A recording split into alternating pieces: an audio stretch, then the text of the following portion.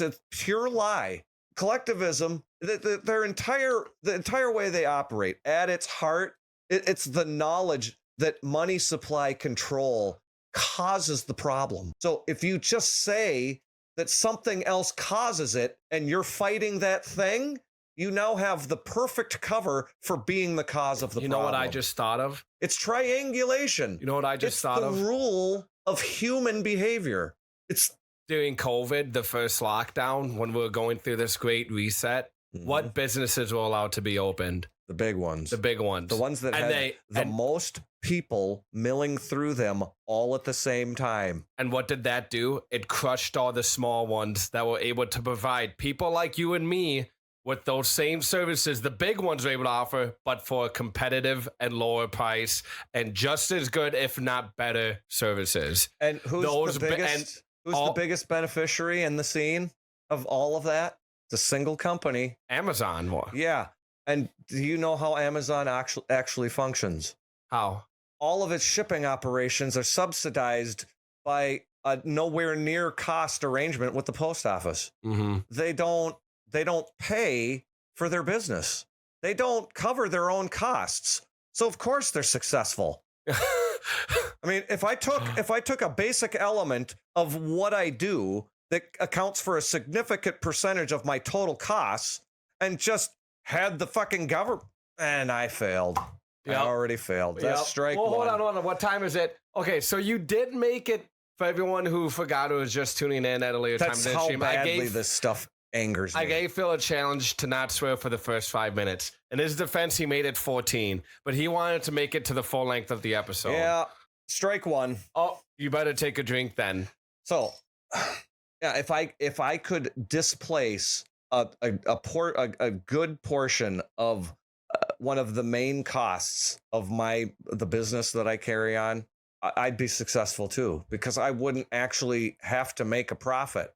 I would just have to be inefficient enough to have a positive margin after throwing that cost out. So how do you not succeed when you don't have to pay for the costs of your services? Ask the That's people a good who fucking, like, how bad do a little you research. Have to fail? How big of a fuck up do you have to be for your business to fail if you don't have to pay for fucking anything? If it's all 100% profit?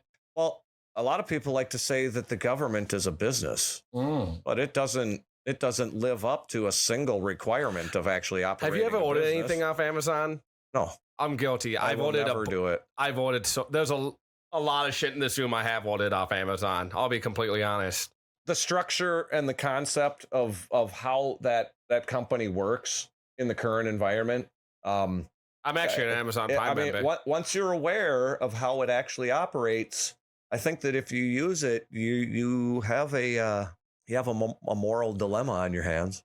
So, am I a bad person for using Amazon? Well, if you didn't know at the time, all you can do is change your behavior going forward. Nobody should be condemned for mistakes made in that. Yeah, they got too much shit on there. I need these monitor stands. I got these microphones. Actually, I got. See, it's fucked up because Amazon puts me in that position where it's cheaper to go through them, and I don't have a lot of money. And the only way I could get like these microphones is like maybe a place like Guitar Center, really, or like but those small studio recordings, like they charge you a lot more.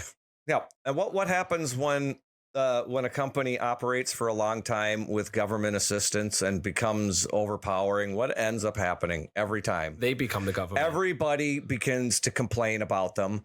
One, because they're not delivering what people want, because they don't actually have to make a profit. Yeah. They just have to make the numbers look good and skim the money off.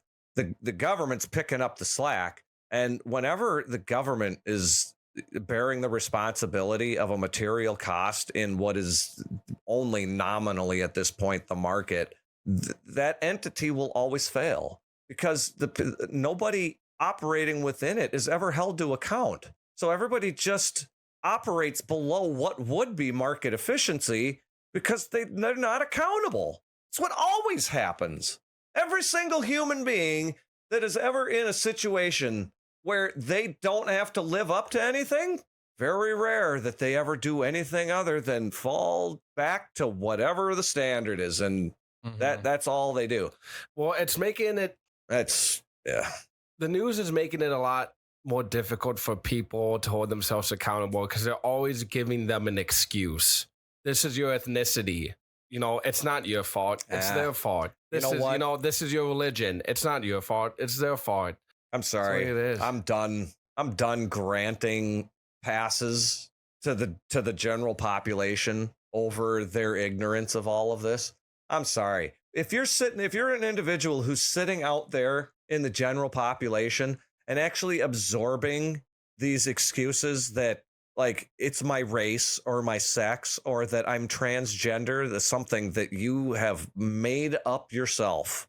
I'm sorry. You can't possibly be trusted with anything because you're making a decision to simply say, I am going to base everything I do off of the fact that I can identify a marker.